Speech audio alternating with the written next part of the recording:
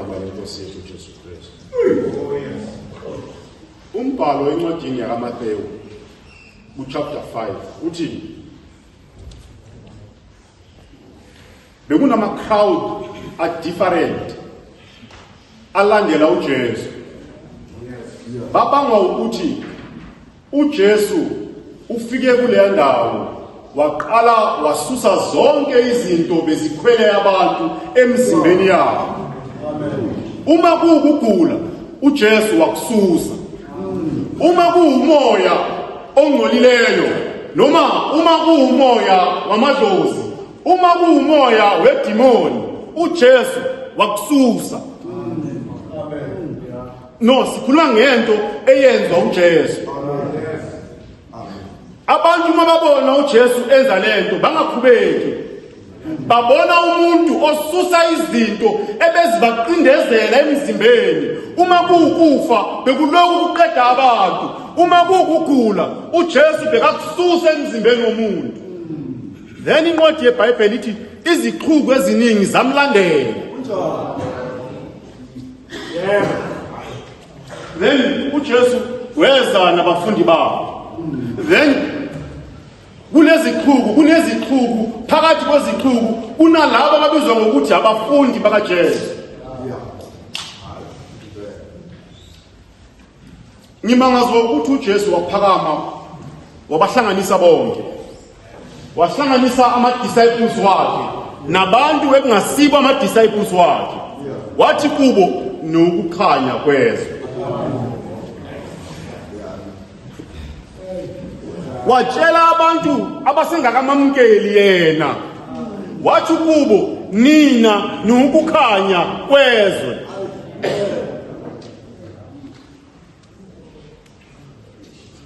Isizwe saka-Israyeli besinezinto besibenza ukuthi bahluke kubantu bonke emhlabeni.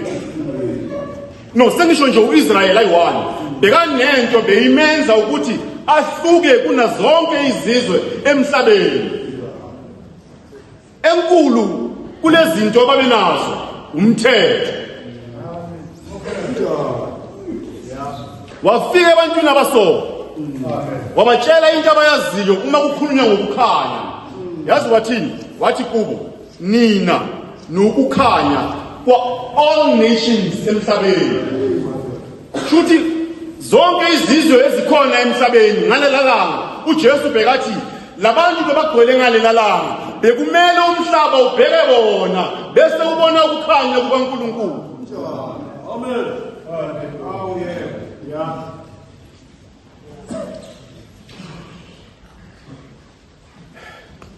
Bese uJesu uthi kubo ningathi ngizochitha umthetho nabaprofeti.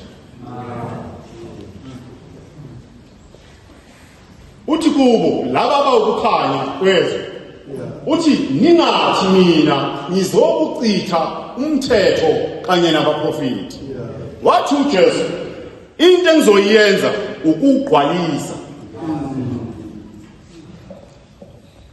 Ukugcwalisa sisho ukuthi uma uEsaya prophet ukuthi uJesu, uma uEsaya prophet ukuthi uKristu uzoza enze into ethize. uJesu makafika enza the exact same thing a prophet uEsaya. Yiko ukugcwalisa lokho.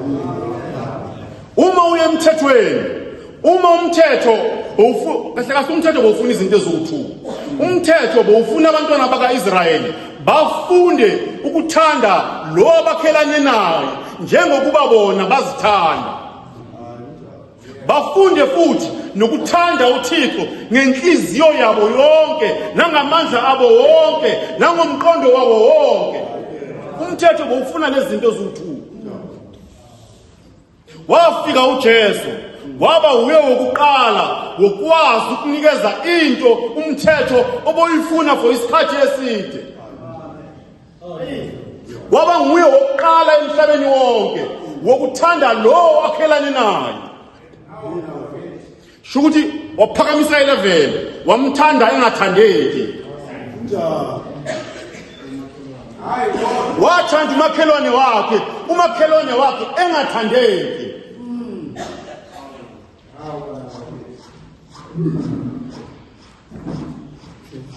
Kwaba uJesu owakwazi ukuthanda ubaba wakhe, amthande ngenhliziyo yonke, amthande ngakho konke okukuye.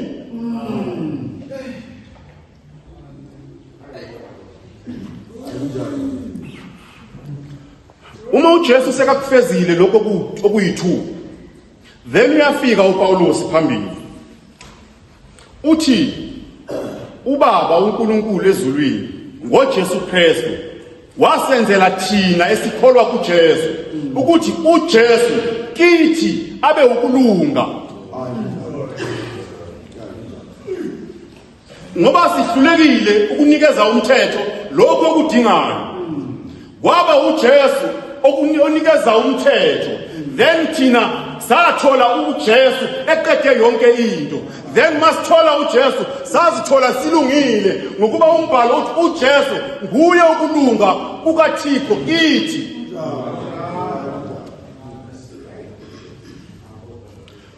Bonke abantu abeza kuNkulunkulu ngale ndoda le ebizwa ngokuthi uJesu bazithola banikezwa into ebizwa ngokuthi ukulunga kukaThixo, not kwakho.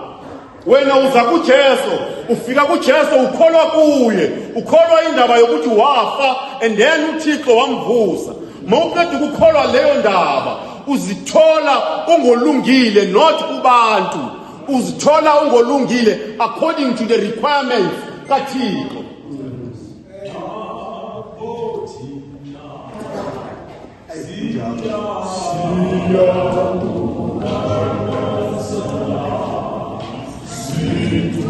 Sifunde iMateyu chapter 1 verse 19 to verse 20.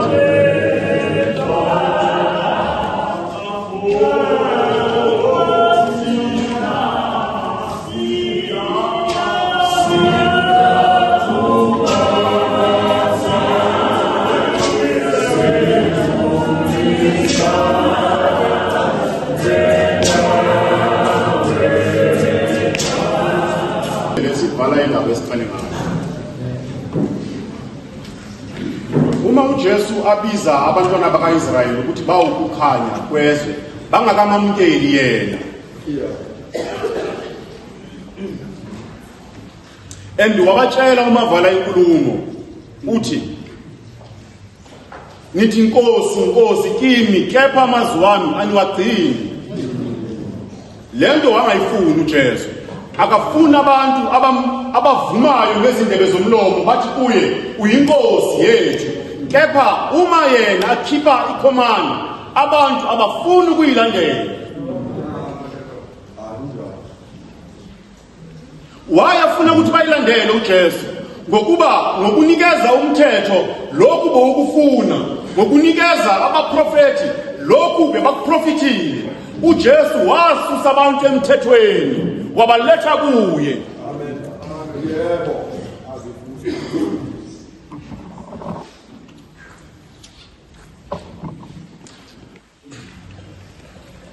Manje nithi thina ngoba samamkela uJesu singcono kakhulu kunabantwana baIsrayeli ngalela langa. Ngoba uma thina samkela uJesu okukhanya yena okuvela kuThixo uqobo, simamkela thina siba ukukhanya kweqiniso emhlabeni. Singena ivesini sizolifunda uverse 19. Isabulu sikaJohane chapter 1 verse 19. Zilobe izinto ozibonileyo, nalezi ezikhona, nalezi ezizakuba khona asekuva kwalezo. Amen. La uJesu utshela uJohane obona uJesu ekhuluma naye asePatmos. La siqale khona uthi uJohane uJesu, lezi zinto zibonileyo zilobe. Uzilobele amabandla ayi7 wase-Asia. Yini izinto azibonile uJohn? uJohn uthe makajika wezwa izwi esePatmos likhuluma. Uma ajika wabona indodana yomuntu ihamba phakathi kwethu lezibali. Wabona kuyo indodana yomuntu kukhona izinkanyezi eziyisikhombisa. wathi kuye lokho kubonileyo kulobe, and wamchazisela ukuthi lokho kulobayo yilokho kuyikho manje nalokho kuzoba khona phambili. Uverse 1 uchazile ukuthi bona lokho kubizwa ngokuthi isambulo sika Jesu Kristu. Wonke umuntu ofunda le ncwadi ngenxa yesikhathi introduction angeke siyenze kahle. Wonke umuntu ofunda le ncwadi yesambulo kumele kuhlale kuye emqondweni ukuthi yisambulo sika Jesu Kristu. Mangithi sika Jesu Kristu angisho by ownership kuphela ngokuba vele unikiwe. No, incwadi yonke yesambulo ikhuluma ngoJesu. The focus, it's not the beast esiwathola ngaphakathi. The focus, it's not 666. I-focus uJesu indodana kaThixo. Amen. Verse 20. Imfihlakalo yezinkanyezi ezisikhombisa owazibonayo esandleni sami sokunene nezinti zezibane ezisikhombisa zegolide. Izinkanyezi ezisikhombisa zizingilozi zamabandla ayisikhombisa. Izinti zezibane ezisikhombisa zingamandla ayisikhombisa. Zingamabandla ayisikhombisa. Amen. Angeke singene kuyo yonke into ebhalekile futhi. Sifuna ukukhanyisa onke izinto eziwu-2 esingizokufika ngazo ngelinye ilanga. uJesu uchazisela uJohn ukuthi lento ayibonile yini. uJohn uthe makaqeda ukubona izinkanyezi ezisikhombisa ebona uJesu emba ngaphakathi kothi lezibane wasala angaqondi ukuthi lento isho ukuthini. Then uJesu wamchazisela, and then he explanation sonke esiyozisubject ngaphansi kwawo. Uma sifunda iverse elithi bekunezinkanyezi ezisikhombisa, uJesu eyikhomba ukuthi yini lo, uthi yizingelosi. Siyazi abafunda kakhulu mabafika la bayachaza ukuthi ingilosi imina ukuthi messenger. Uqinisile. Then bandlulele bathi a messenger can be a pastor. All right, it's fine.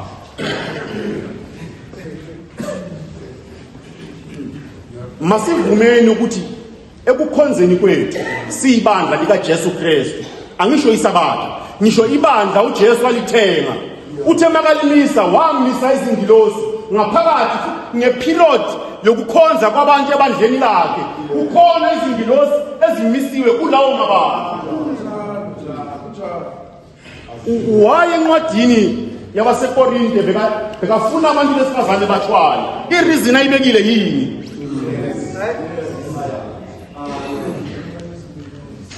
No, angithi wena uphezulwini mawungosifazane ula.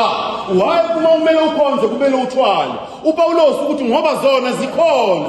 Ireason yokuthi zibe khona ukuthi zimisiwe. 2.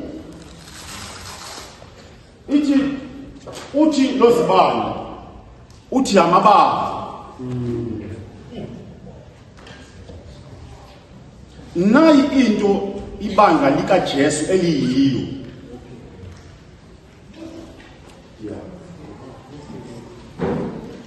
And lento uJesu umake sure ukuthi isebenza ngendlela ayishiye ngakhona. Ngoba uma azibonakalisa kuJohn uzibonakalisa ehamba phakathi kwawo. Ungakhathazwa izingilosi no zinomsebenzi wawo, but ziloku zikhona izingilosi azi-interfere ekusebenzeni kukaJesu. uJesu uma ngena ukuthi uma abantu bamukela uJesu mabazi ukuthi kunengilosi, and ingilosi lokho ikhona noJesu ukhona khona lapho, and uyabona ubona yonke into enzeka phakathi kwalelo bandla elamamukela. Uma ibandla lisebenza ngokuzikhandla uJesu uyabona. Uma ibandla libekezela izinhlupheko eziza ngenxa yevangeli umbhalo uthi uJesu uyabona. Uma abantu bazondwa yizwe ngenxa yakhe uJesu in your generation ngesikhathi sakho uJesu uyabona.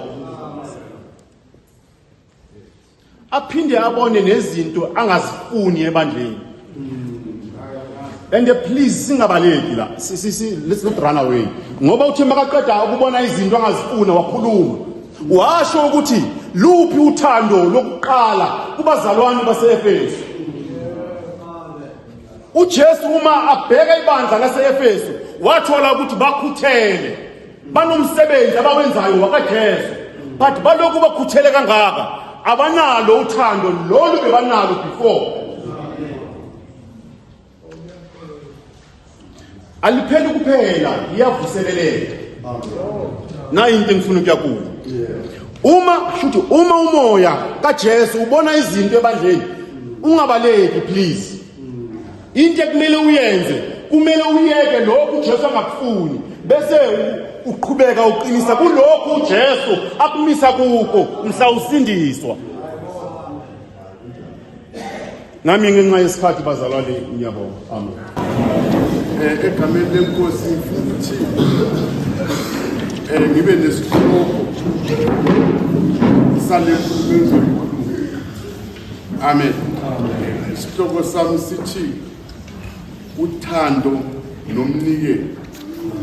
Amen. Ngifuna ukuhlanganisa uthando nomnikelo uma ngikhuluma la. Amen. Kwenzela ukuthi uma ngikhuluma wonke umuntu azwe ukuthi ngifuna ukukhuluma ngani. Incwadi kaJohane chapter 3 verse 16. uThixo walithanda izwe kangaka wanika indodana yakhe ezweni lodwa ukuba bonke abakhona yini bangabhubhi babe nokuphila okuphakade. Amen. uNkulunkulu walithanda izwe. Sikhuluma ngothando. Waze wanikela ngendodana yakhe ezweni yodwa. Simbambu yodwa la. Sibambe lapha ukuthi sikhuluma ngothando sikhulume ngomnikelo. Sibe sesimangazwa ukuthi why kufanele kuthiwe ezweni yodwa. Why kufanele kubalulekiswe ukuzalwa yodwa. Amen. uNkulunkulu walithanda izwe waze wanikela ngendodana yakhe ezweni yodwa ukuze lo okholwa yiyo angabhubhi abe nokuphila okuphakade. Amen. Okokuqala sizwa uthando lukaNkulunkulu ngezwe. Siphinde sizwe uNkulunkulu enikela ngokugodwa kwakhe. Amen. Uma uya emuva babenikela ngezizathu noma befuna ukungcweliswa. Kodwa la sizozwa uNkulunkulu enikela ngendodana yakhe ukwenzela ukuthi lo okholwayo yiyo angabe sabhu. Amen. Uyakhona ukubona ukuthi igama elithi wanikela ngendodana yakhe ezelwe yodwa kutsho ukuthi wayidela iyodwa. Kukhomba ukuthi unikele ngendodana eyithanda ngoba ibiyodwa. Kodwa ukwenzela ukuthi enikela iyodwa ukwenzela ukuthi izwe lingabhubhi. Amen. Kube sokusithi ukungabhubhi kwezwe ukuthi lo ozakholwa ngulo umnikelo. Amen. Yini into engababhubhisiyo, yini into engabhubhisi izwe ngumnikelo. Amen. Yini into enza izwe langabhubha, yini into enza izwe lakheka ngumnikelo. Amen. Izwe lakhiwa ngomnikelo. Amen. Hayi weshu. Kodwa ngomnikelo wendoda ethandiweyo eyodwa. uNkulunkulu wayidela le ndoda ukwenzela ukuthi izwe lingabhubhi. Amen.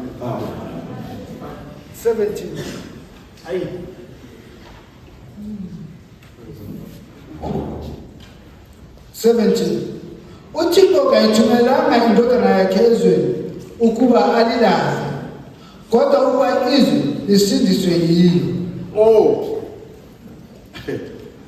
Uyakhona ukubona ukuthi uma iza la ikhomba khona ukuthi ukunikela kuyikuthuma.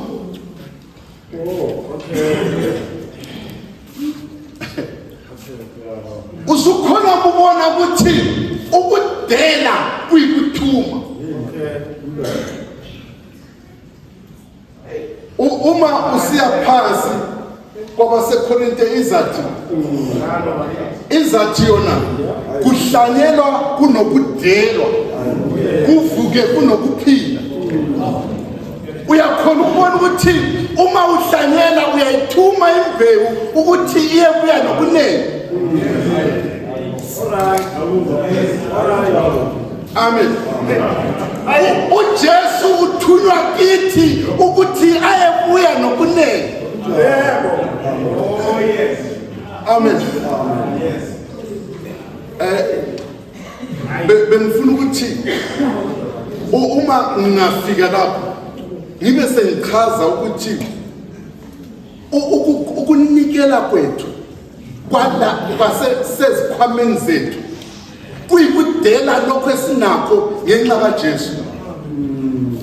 Asinikeli ngoba sinolutho, kodwa sinikela ngoba sinoJesu. Sinikela ngenxa yevangeli, sinikela ngenxa yokukholwa. Amen. Manje ngenxa yesikhathi ukuthi usithole akafuni umabhalani agcine zona. Kodwa nami bengifuna ukuthi ngikhulume ngize ngifike laphana kwabaseKorinte abesibili 9 evesini lika-10 lapho ezathi ukukhonza kule nkonzo akuqedi kuphela ukuswela kwabangcwele, kodwa kwenza ukuthi sikhonze uThixo ngabanengi. Ngibe sengisithi onikelayo udumisa uThixo ngokunikela, kube sokusithi lo yamukelayo abe sedumisa uThixo ngokwamukela. Amen. Leyo nto leyo uma singayibamba ngeke sibe nomzalo nokuba usele emakhaya ngoba ngelama lectures futhi. Kodwa isikhathi asikho bengifuna ukuthi ngiyefika lapha. Amen. Ngiyafunda lapha bengifuna ukuthi ngiyefika lapho ngibone ukuthi inkonzo uma ithi ukukhonza kule nkonzo ayitsho le kutsho enkonzweni yeminikelo. Iminikelo ngithi isiza abaswelayo. Iminikelo angithi iyenza abanakho babonge uNkulunkulu ngokunikela kwabo kuThixo. Manje uma uhlanganisa lo oswelayo nalo onakho kudunyiswa uThixo ngabanengi. Uma sekubuya ekudumiseni uThixo ongelalutho ubonga uNkulunkulu ngoba uphiwe, onolutho ubonga uNkulunkulu ngoba uphile. Makonke igama lenkosi. Akabonga uThixo bemuhle kithi. Amen. Manje bengifuna ukuthi ngingene kakhulu ukwenzela ukuthi inkonzo le esikuyo ifane nale nkonzo kuthiwa inkonzo yokunikela enza ukuthi ibandla lonke limdumise uThixo ngokuphelele. Amen. Uma singenakho ukunikela, uma sidumisa kanje ngokusithola abangenalutho bakhona ngoba bakhonanga ukuza niyangizwisisa ngithi abangenakho kabakhoni sidumisa uThixo, abangenakho kabakhoni ngoba kabakhonanga ufinyelela la esikhona ngenxa yokungabi nakho. Kodwa uma sikhonza enkonzweni yokunikela sidumisa uThixo sonke. Amen. Ngenxa yesikhathi 12 evesini ka-1 kwabaseRoma sizame ukubona ukuthi sofika ku-13. Incwadi yaseRoma chapter 12 verse 1. Ngiyanibeka ngalo bazalwane ngesihawu sikaThixo ukuba ninikele imizimba yenu ibe umnikelo ophilileyo, oyingcwele, okhelekileyo kuThixo, okuyinkonzo yenu yokuqonda. Amen. Ithi iBhayibheli ngiyaninenga bazalwane, ninikele ngemizimba yenu. Amen. Ngiyaninenga bazalwane ukuthi ninikele ngemizimba yenu ephelele, engcwele, ephilayo. 2. Ningalingisile lizwe, kodwa niguqulwe isimo ngokwenziwa ibe ntsha ingqondo yenu. Amen. Uma senizinikelile, uma seninikele imizimba yenu kuThixo, lingalingisi lelizwe, kodwa ninikele imizimba yenu ukuze iguqulwe nezingqondo zenu ziguqulwe zibe zintsha, ukuze nibe nokuhlolisisa okuyintando kaNkulunkulu, okuhle, okuthandekayo, okupheleleyo. Amen. Ngaphandle kokuthi unikele ngomzimba wakho opheleleyo kuNkulunkulu, ngeke uguqulwe, ngeke ube sevangelini ngokuhlolisisa. Uyabona uma kuthiwa ngokuhlolisisa kutsho ngokufunda. Amen.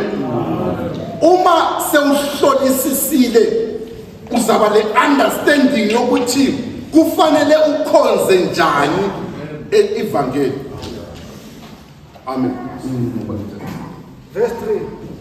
Ngokuba ngomusa ngiphiwe ngisho kulo nalo phakathi kwenu ukuthi angacabangi athi mkhulu kunalokho afanele ukucabanga. Amen. Uma sesizinikele saguqulwa imizimba yethu sayenza abamitsha, akula muntu ozacabanga ukuthi umkhulu kunalokhu ayikho. Uyazichazana, ichaza ukuthi kuko konke sikwenzayo akula muntu ozazikhukhumeza kumbe akula muntu ozakuziphakamisa. Wonke umuntu okhonzayo into yonke ozabe yenza uyenza ngenxa yevangeli. Kodwa acabange kube ngokuqonda njengalokhu uNkulunkulu abele lo nalo isilinganiso sokukholwa. Amen. Uma usevangelini woba nokuqonda zonke izinto. Uma ithi woba nokuqonda itsho ukuthi woba nonanzelelo nolwazi levangeli. Ungabi sevangelini, ungabi ngumntaka Thixo ungazazi iziyalelo zikaThixo. Amen. 4. Ngokuba njengalokhu sinezitho eziningi emzimbeni munye, kepha izitho zonke azinamsebenzi munye. Amen. Singabazalwane sinje, iziphiwo esinazo azifani, kodwa zakha uThixo. 5. Kanjalo thina esibaningi simzimba munye kuKristu, kepha ngabanye siyizitho omunye esomunye. 6. Sinezipho zomusa ezahlukileyo ngokomusa esiwuphiweyo. Uma singesobuprofiti asiprofite ngesimiso sobukholwa. Amen. naye iphathe ngifuna sifike kuyo. Lithi phakathi kwezipho esinazo kunesipho sokuprofita. Akuprofitwe ngokuqonda nangesilinganiso sokukholwa. Amen. Umprofiti kufanele ebe nolwazi ngevangeli ukudlula isipho sokuprofita.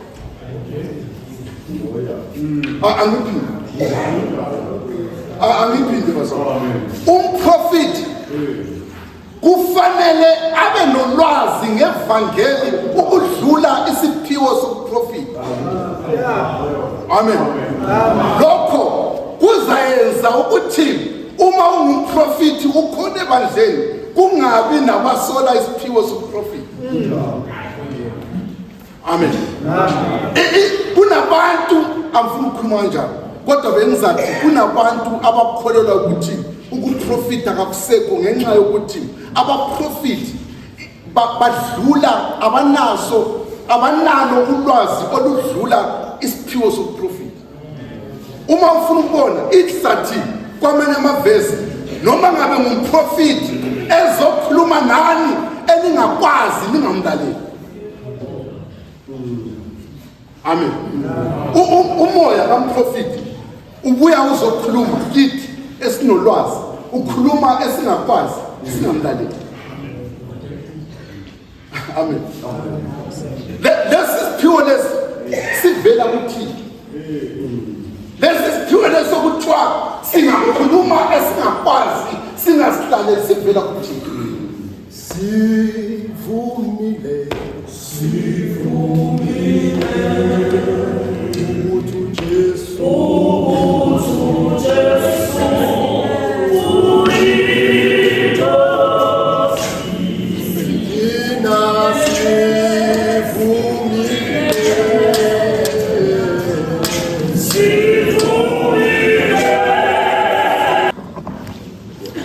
Verse 7.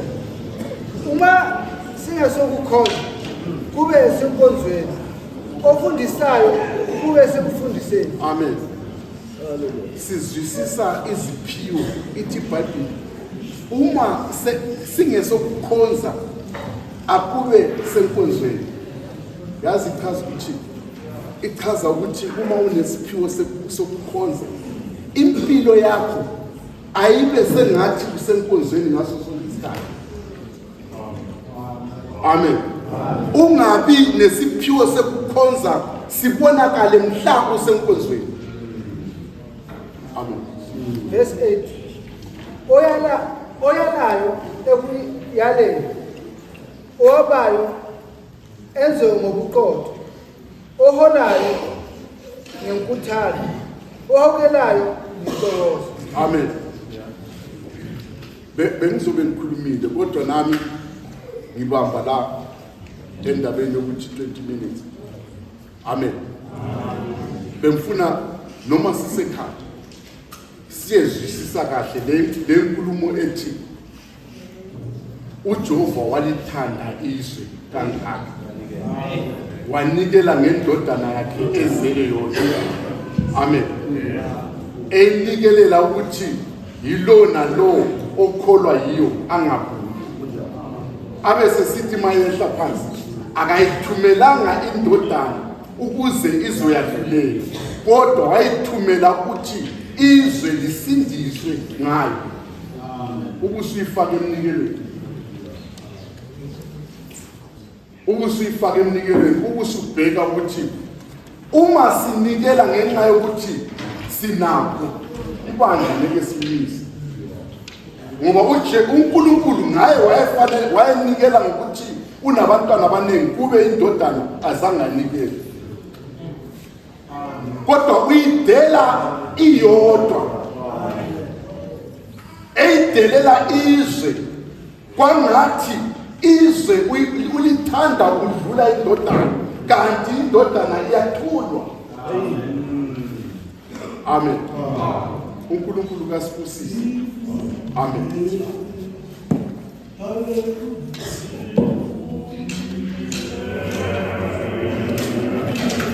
Oh,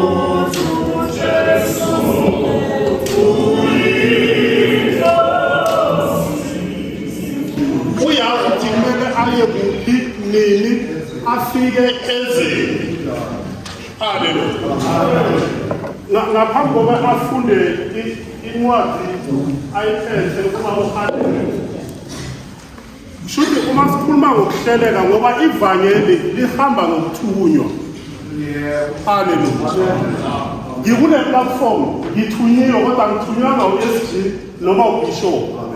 Bangithola vele ngithunyiwe. Ngoba ngeke uthuma umuntu othunyiwe. Haleluya. uKristu engakayi esiphambanweni.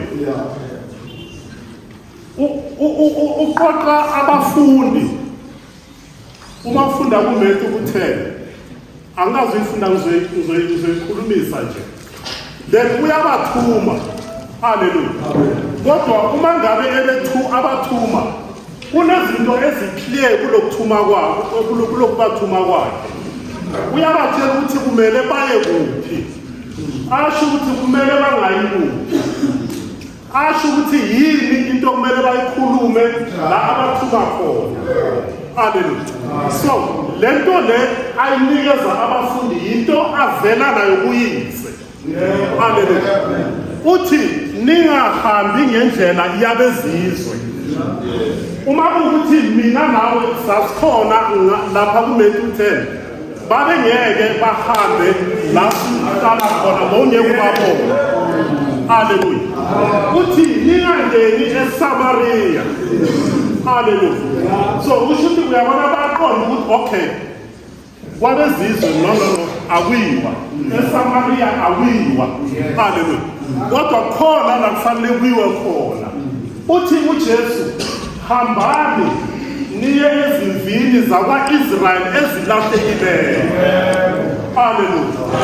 Uyezwa izwakala ngathi inokukhetha. Haleluya. Ushilo olento khona ngaphambi kwami ukuthi uIsrael bekuyisizwe esiphethekile. Haleluya. So lento ikhomba i-order kaNkulunkulu. Haleluya. Then yini into kufanele bayisho. Haleluya.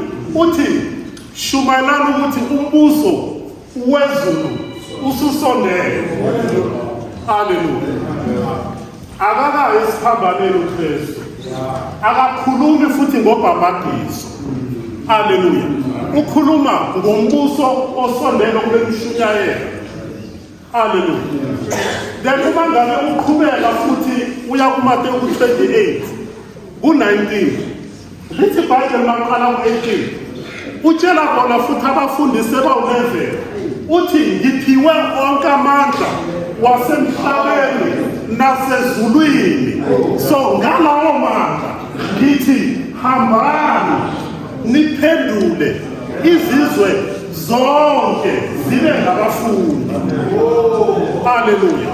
Uyezwa ukuguqula kwemandeni shuthi akasakhethi ngoba sekabuye esiphambanweni, sekabuye ethuleni udonse zonke izizwe.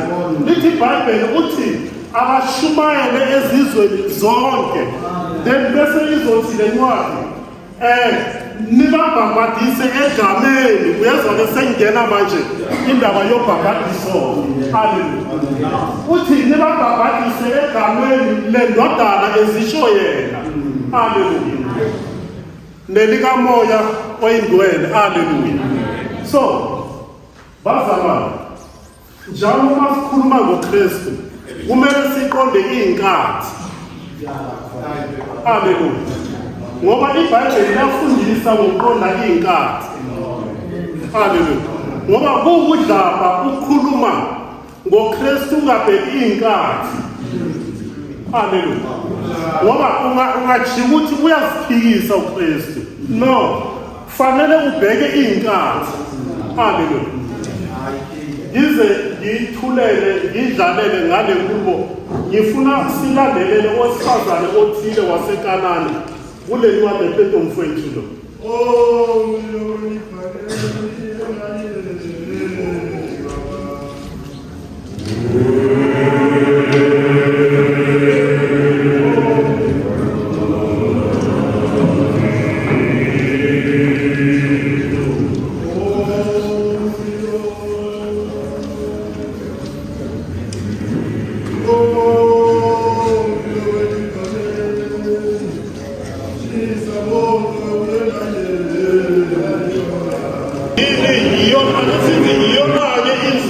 Ngiyakhuselelo-ke Ngiyakhathela manje.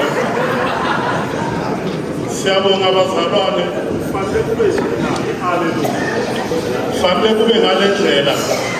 Kusho ukuthi Akho ngoma engeke ihlatshelwe, akho umgido ongeke ugidwe. Haleluya. Nami yabona uphinde Uvuselele ngokungilalela kawungathi wazi uyangivuselela. uvuselele. Funda. Incwadi yaMateyu chapter 15 verse 21. uJesu esuka lapho waya ezweni laseThire neseSidoni. 22. Kwathi umfazi waseKhanani evela kulelo lizwe wakhala kuye wathi, ngihawukele Nkosi, ndodana kaDavide, intombazana yami ikhwele kakhulu yidimoni. Haleluya. Le ndaba isuka phezulu la uJesu ephendulana nabafundi Nabafarisi nababhali. kodwa uma ngabe yesha Uqhamuka ngokukhula kwale ncwadi. Owesifazane waseKhanani. Haleluya.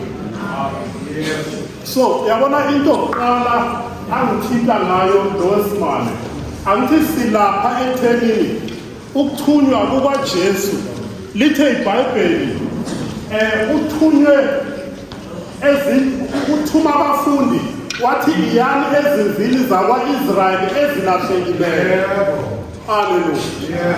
So lo wesimane lo akaweli kuleyo group leyo. Haleluya. Lo wesimane ungumGriki akaweli kuleyo group leyo. Then lithi iBhayibheli lakulithenithintayo uthi Nkosi, ndodana kaDavide, kusho ukuthi uyaqonda ukuthi ukhuluma nobani. Yabona uma ngabe emdonsa endlini yakubo yakwaDavide, then kufanele ubone ukuthi uyazi ukuthi ukhuluma nobani. Haleluya. Then uthi indodakazi yami ikhwelwe ngamadimoni, ngicela ungisize. Haleluya. So uyabona nalosizo alicelayo uyazi ukuthi liyatholakala nakubo baba. Haleluya. Nalaba ahamba nabo le 12 liyatholakala ngoba lapha emuva ku10 la sifunde khona lithi iBhayibheli uKristu wathi mangabe bathuma wabanika igunya authority phezu kwayo emoyeni. Haleluya. Funda 23. Kodwa akaphendulanga ngazwi. Kwaze abafundi bakhe bamncenga bathi, Mukisi, uyakhala emva kwethu. Haleluya. uJesu nalento ukuba akaphenduli or uphendula into engabuzwanga. Lithi iBhayibheli kule verse akaphenduli, kodwa abafundi abathi hey xosha lo muntu. Haleluya. Ngoba uhamba nabo emva kwabo. So uJesu akakaphenduli kucela kuye, kodwa bona bathi xosha lo muntu. Lalela labafundi bathunyiwe baphethe mandate. Haleluya. Bayazi ukuthi umsebenzi wabo awukho kulo wesifazane. Obathumileyo ukhona kunabo. Haleluya. Full 24.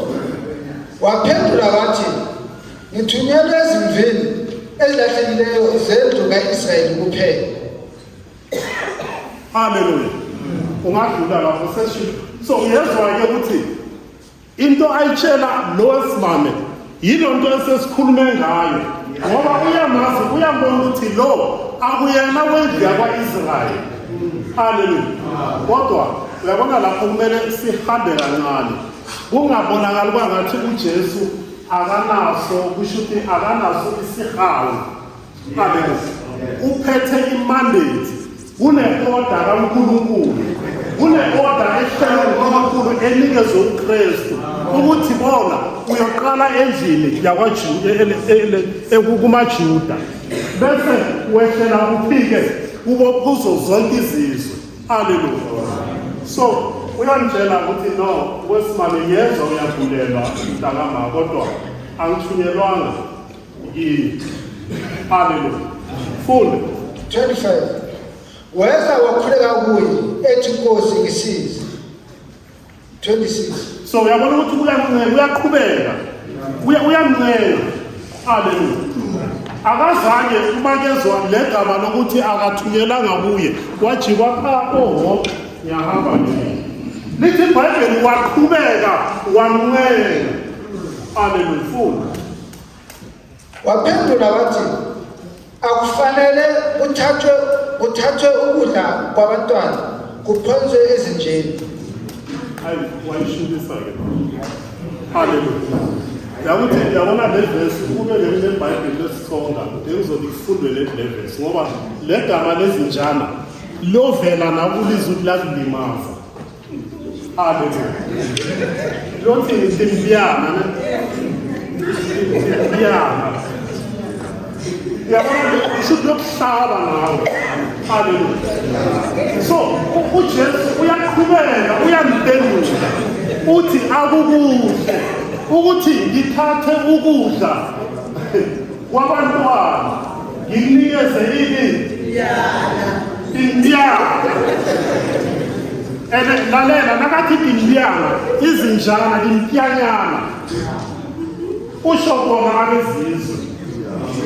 Mina nawe ukube sasikhona lapha wayisho kithi uJesu obolwayo uJesu. Haleluya. Funda. 27 wathi yebo Nkosi, kepha izinja ziyadla imvuthuluka ewa esithebeni samakhosi azo. Noma ngiyabingelela abazalwane. Yabona into engithanda ukuthi ingalahleki bazalwane. uKristu hayi ngoba engenaso isihawu. Haleluya. uNkulunkulu usebenza ngeorder. Haleluya.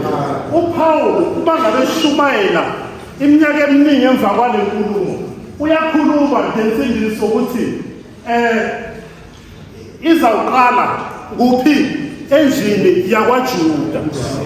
Haleluya. So hayi ngoba engenasihawu bakithi. Haleluya. Kodwa uphethe imandate ngoba uNkulunkulu usebenza ngeorder. I-order yakhe insindiso noma ivangeli liyaqala kuleli emva kwalapho bese liya kuzo zonke izizwe. Haleluya. Nami umama uthi ayibiyana uyaqhubeka uyancela. Haleluya. Funda. 28 khona uJesu waphendula wathi kuye, mama, kukhulu ukukholwa kwakho, akube kuwe njengokuthanda kwakho. Intombazana yakhe yasinda ngaleso sikhathi. Funda 27 futhi.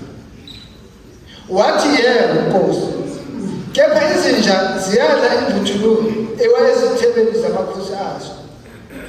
Lalela ukuphikelela kwalo mama. Shuthi asihambe nje kancane ngale nkulumo. Izinjana nazo, haleluya, ziyadla imvuthuluka ama-crumbs awakuphi etafuleni. Haleluya. Kushuthi bakhona abadla etafuleni lapha. Izinjana zilinda lapha, zilinda imvuthuluka ewalapha. Uthini lo mama? Nkosi, ngiyawazi amandla wakho, ngiyazi ukuthi wena ungayenza into engisela kuwe, ngiyazi kushuthi nobukhulu bamandla akho, kodwa engicelayo akona wonke lawo mandla. Ngicela nje imvuthuluka yalawo mandla. Haleluya. Uyabona? Ngicela kuphela imvuthuluka yalawo mandla. Leyo mvuthuluka izokwalela ukusindisa indodakazi. Haleluya. So yabona le ndaba kusho ukuthi angifuni ukugxila namuhla ekukholweni kwalo mama. Kusho ukuthi ifocus yami ngifuna ibe la eceleni, siqonde ukusebenza kukaKristu, ukuthuma kwakhe abafundi engakahlupheki emzimbeni. Haleluya.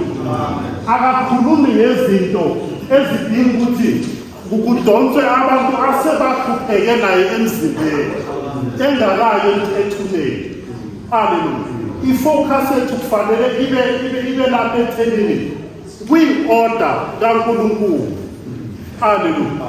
Kodwa namuhla angikwazi ukufunda le verse elithi uKristu wathi sizinja thina ngivale inkonzo ngiphume ngihambe kungena abazalwana abasonta la ngithini. Haleluya. Kumele kuzwakala ukuthi ngenkathi eyesiphambalweni uDonse ngisho kwazona izinjana lezo iminyaka ikhona. Haleluya. Wathi bazale vuke ethuneni thina esimamukelayo saphiwa yini amandla okuthiwa thina singabantwana bakaNkulunkulu. Nami ngisho ukuthi ngalabagaba uSG nakumnike ngomoya. Haleluya. Angifuna kuphume emoyeni angene enyameni azosifaka ekhaya. Ngibuyisela kuwe ngomoya.